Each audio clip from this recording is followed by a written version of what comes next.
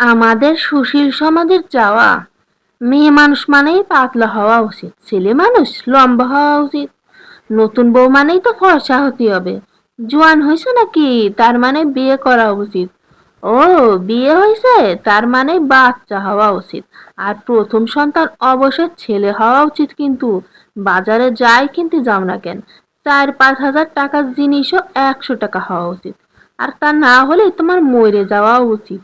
এই দুনিয়ার মানুষের মন ভরানো এত সহজ না।